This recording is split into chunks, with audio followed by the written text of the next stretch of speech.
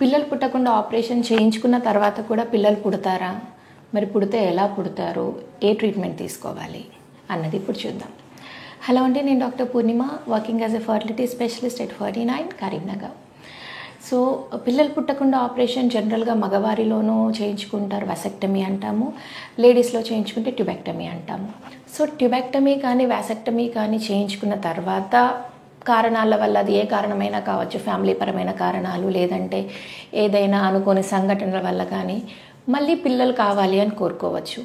మరి మళ్ళీ పిల్లలు కావాలి అని కోరుకున్నప్పుడు మరి వీళ్ళకి ఎలా ఉంటాయి, అవకాశాలు ఎలా ఉంటాయి, మరి నిజంగానే ఇట్లాంటి వాళ్ళకి మళ్ళీ పిల్లలు పుడతారా లేదా, ఒకవేళ పిల్లలు పుట్టాలి అనుకుంటే వాళ్ళు ఏ పద్ధతిలో వెళ్ళాలి అన్నది ఈ వీడియోలో చూద్దాం మనం. So first of all we'll go with the female partner, అంటే పోస్ట్ ట్యూబెక్టమీ ఎలా చేయాలి అన్నది. నెక్స్ట్ దాని తర్వాత మగవారిలో కూడా వాసెక్టమీ తర్వాత పిల్లలు పుట్టే అవకాశం ఉందా లేదా అన్నది కూడా మనం చూద్దాము. సో ఈ వీడియోలో ఫస్ట్ ఇప్పుడు ఆడవారిలో ట్యూబెక్టమీ అంటే పిల్లలు కాకుండా ఆపరేషన్ చేసిన తర్వాత మరి నెక్స్ట్ ఎలాగా, ఏ స్టెప్ తీసుకోవాలి. సో ఎవరైతే మా దగ్గరికి ఇలాగా ట్యూబెక్టమీ అయిన తర్వాత వస్తారో వాళ్ళకందరికీ చెప్పేది ఏంటంటే, మీకు 2 ఆప్షన్స్ ఉంటాయండి. ఒకటి, ఏదైతే ట్యూబ్స్ మనం క్లోజ్ చేసామో ఆ క్లోజ్ చేసిన ట్యూబ్ని మళ్ళీ ఓపెన్ చేయడం. అంటే మనం ట్యూబ్స్ క్లోజ్ చేస్తున్నాం కాబట్టి ఆ ట్యూబ్లోంచి ఎగ్ అన్నది గర్భసంచిలోకి రాదు కాబట్టి మనకి పిల్లలు అయ్యే అవకాశాలు ఉండవు. సో అందుకని అది ఏదైతే ట్యూబ్ని మనం క్లోజ్ చేసేసామో ఆ క్లోజ్ చేసిన దాన్ని మళ్ళీ ఓపెన్ చేస్తారనమాట. దాన్ని రీకనలైజేషన్ అంటారు. రెండవది ఏంటంటే, ఈ రీకనలైజేషన్ చేసుకోవచ్చు, లేదు అంటే ట్యూబ్స్తో సంబంధం లేకుండా డైరెక్ట్గా ఐవీఎఫ్కి వెళ్ళిపోవచ్చు.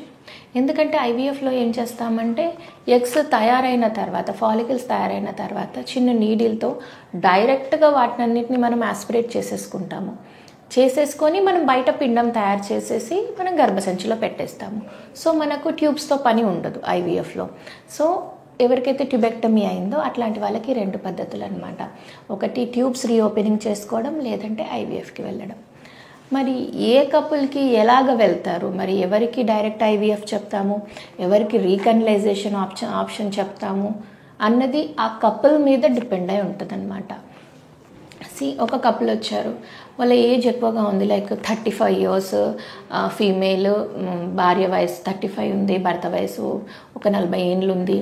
వాళ్ళకు స్కాన్ చేస్తే ఎగ్స్ బాగా తగ్గిపోయాయి, ఏఎంహెచ్ ఒక 0.8 ఉంది, 0.9 ఉంది. వాళ్ళకు ప్రీవియస్ హిస్టరీ ఆఫ్ 2-3 ఆపరేషన్స్ అయ్యాయి, లేదంటే హిస్టరీ ఆఫ్ ఎండోమెట్రియోసిస్ ఉంది, లేదంటే టీబీ ఉంది, షుగర్ ఉంది, ఇట్లా థైరాయిడ్ ఉంది, అన్కంట్రోల్డ్గా ఉంది.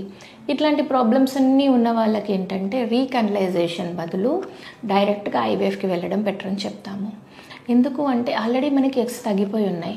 అట్లాంటప్పుడు మళ్ళీ మనం ట్యూబ్స్ రీఓపెన్ చేసి మళ్ళీ బాడీ అంతా సెట్ కావడానికి రెస్ట్ ఇచ్చి అదంతా చేసిన తర్వాత అప్పుడు మళ్ళీ మనం ప్రెగ్నెన్సీ ప్లానింగ్, దట్టు ఆ ఏజ్లో 35 years తర్వాత పుట్టబోయే బేబీస్లో జెనెటిక్ అబ్నార్మాలిటీస్ ఎక్కువ ఉంటాయి. సో ఇవన్నీ కారణాల దృష్ట్యా ఇట్లాంటి ఎవరైతే ఏజ్ ఎక్కువ ఉంటుంది, లేదంటే ఎగ్స్ తక్కువ ఉంటాయి, ఎండోమెట్రియోసిస్ ఉంది, టీబీ ఎఫెక్ట్ అయింది, అన్కంట్రోల్డ్ డయాబెటీస్ ఉంది, ఇట్లాంటి వాళ్ళకందరికీ కూడా డైరెక్ట్గా ఐవీఎఫ్కి వెళ్తే బెటర్ అని చెప్తాము. ట్యూబ్స్ రీఓపెన్ ఎవరికి చెప్తాము అంటే, ఎవరైతే యంగ్ కపుల్ ఉన్నారు, లైక్ 24-25 years ఉన్నారు, బిలో 30 ఉన్నారు, వాళ్ళకి ఎగ్ కౌంట్ కూడా మంచిగా ఉంది, గర్భసంచికి ఎట్లాంటి ప్రాబ్లమ్స్ లేవు, గర్భసంచికి గడ్డలు కానీ లేదంటే అడినోమయోసిస్, గర్భసంచి వాపు కానీ అట్లాంటి ఏమీ లేవు, సైకిల్స్ మంచిగా రెగ్యులర్గా వస్తున్నాయి, టీబీ అట్లాగా ఏం అటాక్ కాలేదు, షుగర్స్ అన్నీ కంట్రోల్లో ఉన్నాయి, బ్లడ్ టెస్ట్లు అన్నీ బాగున్నాయి, అట్లాంటి వాళ్ళకి ఏం చెప్తామంటే, లేదంటే ప్రీవియస్ 2 కూడా నార్మల్ డెలివరీస్ అయ్యాయి, నార్మల్ డెలివరీస్ అయ్యాక ట్యూబెక్టమీ చేయించుకున్నారు, అట్లాంటి వాళ్ళకి కానీ. సో ఇట్లాంటి హిస్టరీ ఉన్న వాళ్ళకందరికీ కూడా ట్యూబల్ రీకనలైజేషన్ అంటే ట్యూబ్స్ రీఓపెన్ చేసుకోమని చెప్తామన్నమాట. ట్యూబ్స్ రీఓపెన్ అన్నది యంగ్ కపుల్కి, ఎట్లాంటి ప్రాబ్లమ్స్ లేని వాళ్ళకి ట్యూబల్ రీకనలైజేషన్ ఆప్షన్ చెప్తాము. కానీ ఈ ట్యూబ్స్ రీఓపెన్ చేసుకునే ఆపరేషన్తో పాటు ఒక మెయిన్ రిస్క్ ఉంటుంది అనమాట. ఇందులో ఏంటంటే, ఏదైతే మనం ట్యూబ్ ఓపెన్ చేస్తామో ఆ ఓపెన్ చేసిన ట్యూబ్ మనం ఓపెన్ చేసి కుట్లేయాలి కదా. ఆ కుట్లేసినప్పుడు ఏమవుతుందంటే, తయారైన ఎగ్ అండాశయం నుండి బయటికి వచ్చేటప్పుడు ఆ కుట్లలో ఇరుక్కొని పోయి అక్కడే ఉండిపోయే అవకాశాలు ఎక్కువ ఉంటాయి. అట్లున్నప్పుడు ఏమవుతుందంటే ట్యూబ్లలోనే ప్రెగ్నెన్సీ వచ్చేస్తుంది. ఆ ఎగ్ ఇట్లా వస్తూ ట్యూబ్లోనే ఆగిపోతుంది, ఆ కుట్లల్లోనే ఇరుకపోయి అక్కడనే ఆగిపోతుంది. ఆగిపోయినప్పుడు స్పర్మ్ అక్కడికి వెళ్ళి అక్కడనే పిండం తయారు చేస్తుంది.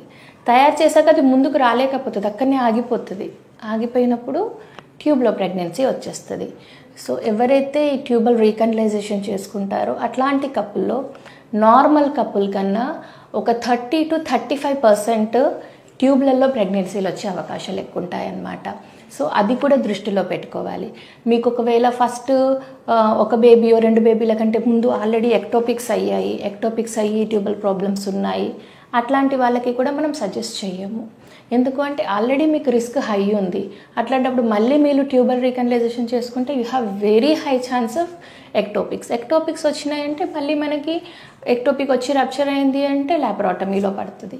సో అందుకని అలాంటి కపుల్కి కూడా మనం ట్యూబల్ రీకనలైజేషన్ చెప్పకుండా డైరెక్ట్గా ఐవీఎఫ్కి వెళ్ళమని చెప్తామన్నమాట. సో ఇలాగా ఎవరైతే ఆల్రెడీ పిల్లలు పుట్టకుండా ఆపరేషన్ చేయించుకున్నారో వాళ్ళకి కూడా మళ్ళీ పిల్లలు కావాలి అనుకున్నప్పుడు మనం అలా అయ్యేలాగా ట్రీట్మెంట్ అనేది ఇవ్వచ్చండి. సో మీరు కానీ మీ ఫ్రెండ్స్లో మీ చుట్టాలలో ఎవరికైనా సరే ఇలాంటి ప్రాబ్లంతో ఫేస్ చేస్తున్నారు, లైక్ ఒక బేబీ 2 బేబీస్ ఉన్నారు, పిల్లలు కాకుండా ఆపరేషన్ చేయించుకున్నారు, ఏదైనా యాక్సిడెంట్ అయ్యి ఏదైనా దురదృష్టవశాత్తు ఒక బేబీ చనిపోయారు, లేదంటే ఇంకేదైనా ప్రాబ్లం అయింది, మళ్ళీ పిల్లలు కావాలి అనుకుంటున్నారు, అట్లా ఎవరున్నా సరే మా దగ్గరికి తీసుకొని రండి. విల్ సిట్ టుగెదర్, కూర్చొని డిస్కస్ చేసి మనకు నెక్స్ట్ ప్లాన్ ఎలాగా మంచిది అన్నది కూర్చొని మనం డిస్కస్ చేసుకొని వాళ్ళకు ఒక హ్యాపీ బేబీని ఇచ్చి ఇంటికి పంపుదాము. Thank you.